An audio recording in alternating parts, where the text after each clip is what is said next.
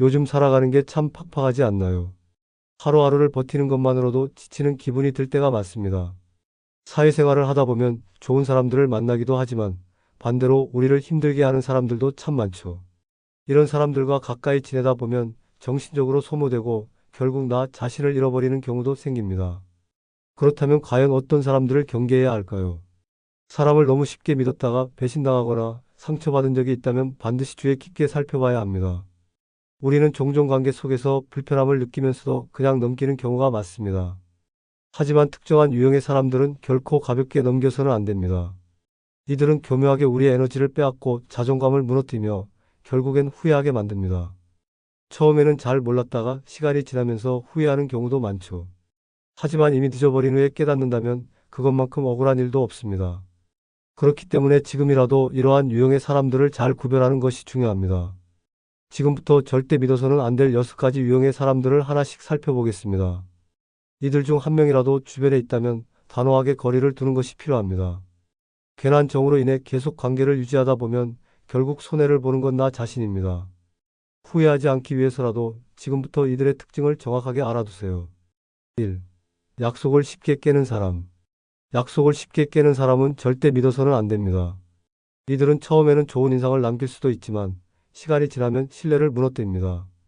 약속을 한다는 것은 서로에 대한 믿음을 바탕으로 이루어지는 것입니다. 하지만 이런 사람들은 쉽게 약속을 하고 쉽게 깨버립니다. 이유도 가지각색입니다. 바빠서 깜빡해서 급한 일이 생겨서 등등 듣기에는 그럴듯하지만 결국 반복되는 패턴을 보면 이들의 본성이 드러납니다. 이런 사람들과 관계를 유지하면 큰 문제가 생깁니다. 중요한 순간에 의지할 수 없고 항상 불확실한 상태에서 관계를 유지해야 하기 때문입니다. 오늘 약속을 잡아도 내일 깨질 가능성이 높고 믿고 맡겼던 일이 엉망이 될 수도 있습니다. 이런 사람들은 단순히 가벼운 약속을 어기는 데서 끝나지 않습니다. 중요한 기회가 왔을 때 믿고 함께했던 프로젝트에서 혹은 가장 필요할 때 그들은 사라집니다. 결국 피해를 보는 건 우리 자신이죠. 특히 이런 사람들은 사과도 형식적으로 합니다. 미안해, 다음에는 꼭 지킬게라고 말하지만 똑같은 실수를 반복합니다. 그들에게 약속이란 무게 있는 것이 아니라 단순한 말일 뿐입니다. 신뢰는 단 한 번 깨져도 회복하기 어렵습니다. 그런데도 이런 사람들을 계속 믿고 기회를 주는 것은 스스로를 힘들게 하는 일입니다. 이들은 주로 처음에는 잘하는 척합니다. 처음에는 친절하고 호감을 주려 애쓰죠. 하지만 일정 시간이 지나면 그들의 진짜 모습이 드러납니다.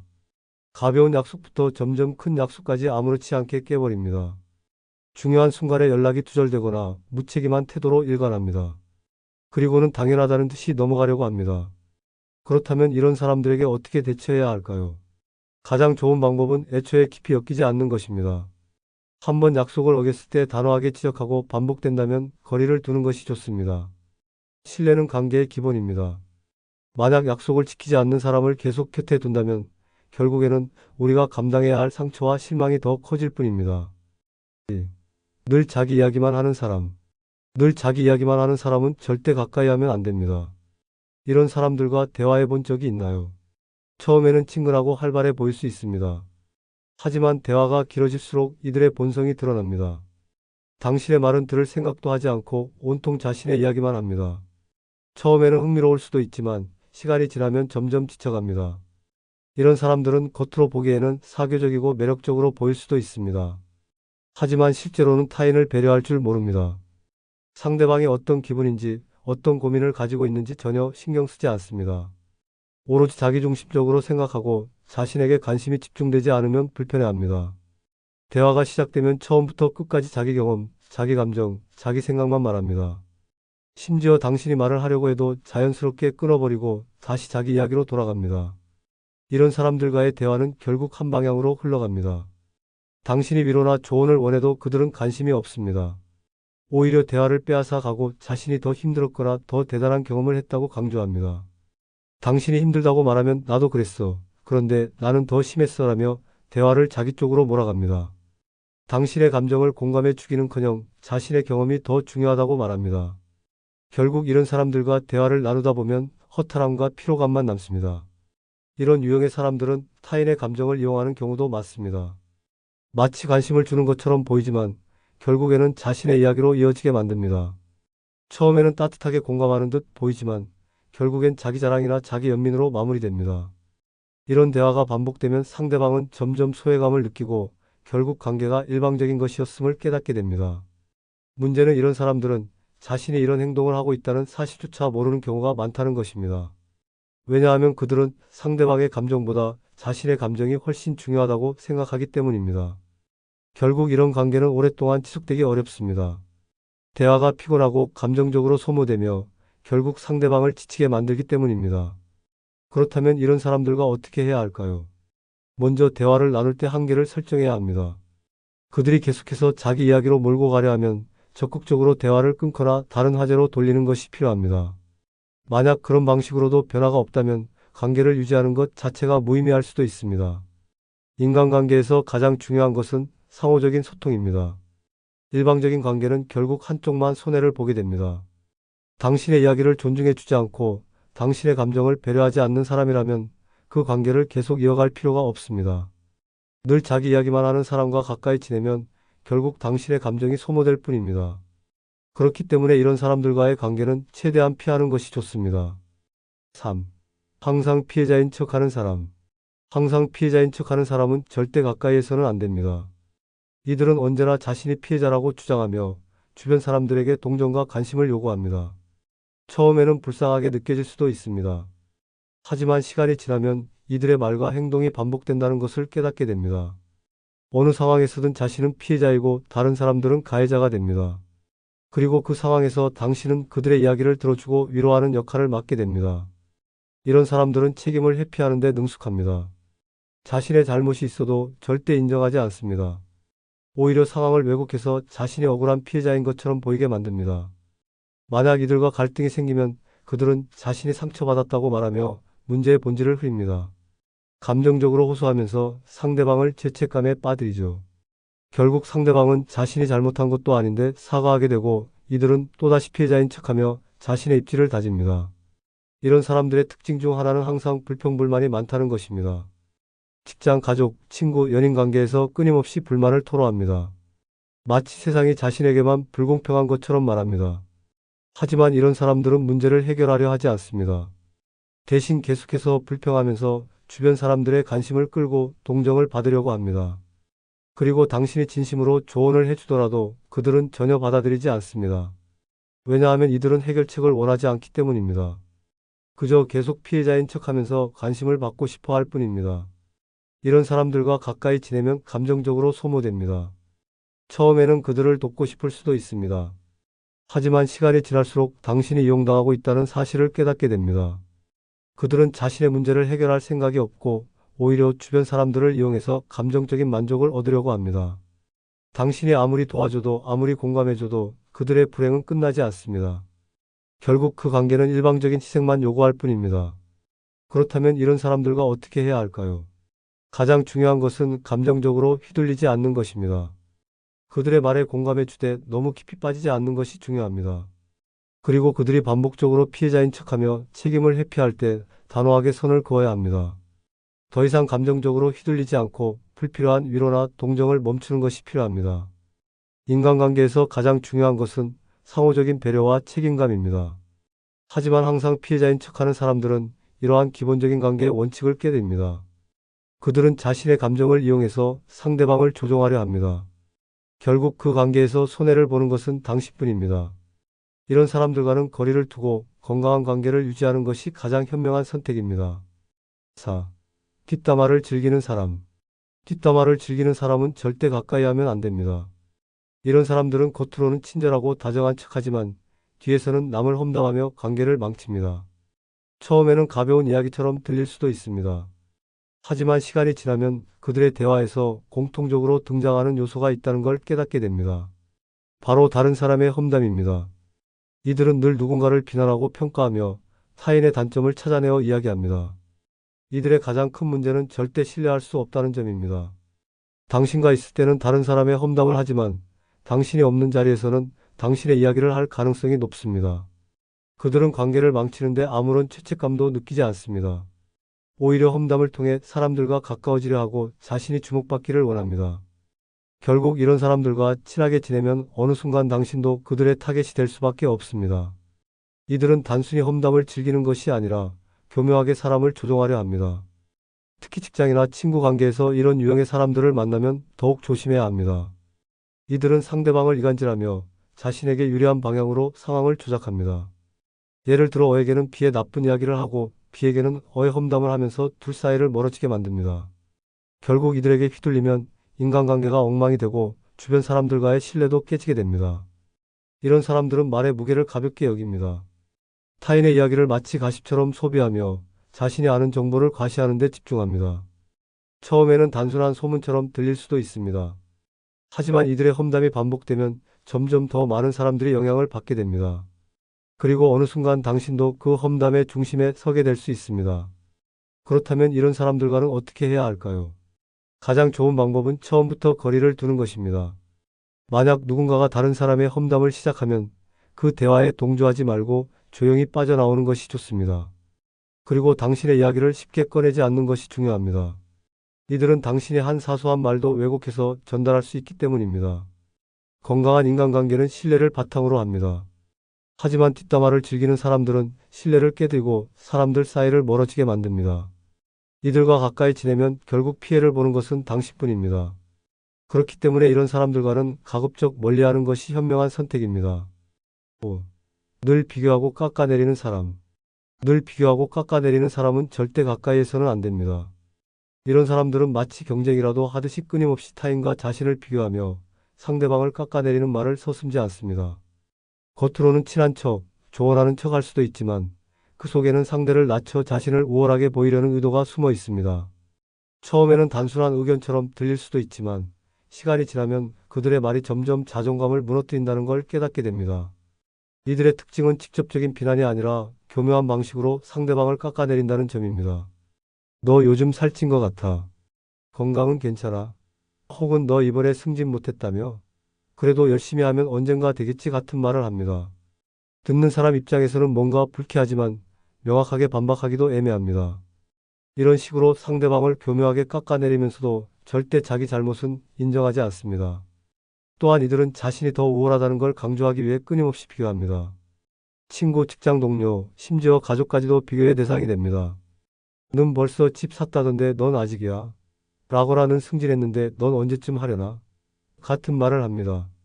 마치 조언하는 것처럼 들릴 수도 있지만 사실상 상대방에게 열등감을 심어주려는 의도입니다. 이런 말을 듣다 보면 자신도 모르게 비교하게 되고 점점 자존감이 낮아집니다. 이런 사람들과 가까이 지내면 정신적으로 큰 영향을 받습니다. 처음에는 그냥 넘길 수 있는 말일 수도 있지만 지속적으로 듣다 보면 결국 자신을 의심하게 됩니다. 내가 정말 부족한 걸까? 라는 생각이 들고 결국 자존감이 점점 깎여 나갑니다. 그리고 이들은 절대 변하지 않습니다. 오히려 시간이 지날수록 더 심해지고 상대방이 힘들어하는 모습을 보면서도 아무렇지 않게 행동합니다. 이들의 말에 흔들리지 않기 위해서는 단호한 태도를 취하는 것이 중요합니다. 만약 이런 사람들이 끊임없이 비교하고 깎아내리는 말을 한다면 그 말에 휘둘리지 말고 거리를 두는 것이 가장 현명한 방법입니다. 상대방이 계속해서 비교하려 할 때 그런 비교는 필요 없을 것 같아라고 분명하게 선을 긋는 것도 하나의 방법입니다. 그리고 이런 사람들의 말을 곧이곧대로 듣지 않는 것이 중요합니다. 건강한 인간관계는 서로를 존중하고 인정하는 데서 시작됩니다. 하지만 늘 비교하고 깎아내리는 사람들은 상대방의 성장을 방해하고 오히려 자존감을 무너뜨립니다. 이런 사람들과 계속 관계를 유지하면 결국 상처받고 후회하게 될 뿐입니다. 그러니 이런 유형의 사람들은 절대 가까이 하지 말고 단호하게 거리를 두는 것이 가장 현명한 선택입니다. 6. 거짓말을 습관적으로 하는 사람. 거짓말을 습관적으로 하는 사람은 절대 믿어서는 안 됩니다. 이런 사람들은 처음에는 사소한 거짓말을 하는 것처럼 보이지만 시간이 지나면 점점 더 심각한 문제를 일으킵니다. 이들은 신뢰를 무너뜨리는 가장 위험한 유형이며 가까이 할수록 상처받을 가능성이 높아집니다. 이들의 특징 중 하나는 거짓말을 아주 자연스럽게 한다는 점입니다. 단순히 자신의 실수를 감추기 위한 거짓말에서부터 타인을 속이고 조종하기 위한 거짓말까지 그 범위가 다양합니다. 처음에는 그냥 농담이야, 별거 아니야 라고 넘어갈 수도 있지만 반복될수록 신뢰는 완전히 깨지게 됩니다. 그리고 이들은 거짓말이 들통나도 크게 개의치 않습니다. 오히려 변명을 하거나 또 다른 거짓말로 덮으려 합니다. 이런 사람들과 가까이 지내면 가장 큰 문제가 신뢰가 무너진다는 점입니다. 어떤 말을 하더라도 그게 진짜인지 의심해야 하는 상황이 옵니다. 특히 중요한 순간에 이들이 한 말을 믿었다가 큰 피해를 입을 수도 있습니다. 예를 들어 돈을 빌려주거나 중요한 일을 맡겼을 때 거짓말이 발각되면 이미 늦어버린 상황이 될 수도 있습니다. 이들의 거짓말은 단순한 실수가 아니라 습관적으로 반복되기 때문에 한번 신뢰를 줬다가 배신당하면 그 상처는 오래갑니다. 또한 이들은 자신의 거짓말이 들통나면 책임을 회피하는 데 능숙합니다. 그럴 의도는 아니었어. 내가 오해한 거야 같은 말을 하며 문제의 본질을 흐립니다. 그리고 상대방이 화를 내거나 따지면 오히려 자신이 피해자인 것처럼 행동하기도 합니다. 이런 패턴이 반복되면 결국 상대방은 지치고 관계를 유지하는 것 자체가 힘들어집니다. 그렇다면 이런 사람들과의 관계를 어떻게 해야 할까요? 가장 중요한 것은 그들의 거짓말을 절대 용납하지 않는 것입니다. 한두 번은 실수일 수 있지만 습관적으로 거짓말을 하는 사람이라면 단호하게 선을 그어야 합니다. 나는 거짓말을 하는 사람과는 관계를 이어갈 수 없어라는 태도를 분명히 하는 것이 중요합니다. 그리고 그들의 말을 무조건 믿지 않고 중요한 일에서는 반드시 확인하는 습관을 들이는 것이 필요합니다. 거짓말을 습관적으로 하는 사람과 가까이 지내면 결국 상처받는 것은 나 자신입니다. 신뢰가 없는 관계는 유지할 가치가 없습니다. 이런 사람들은 쉽게 변하지 않으며 결국 더 큰 문제를 일으킬 가능성이 높습니다.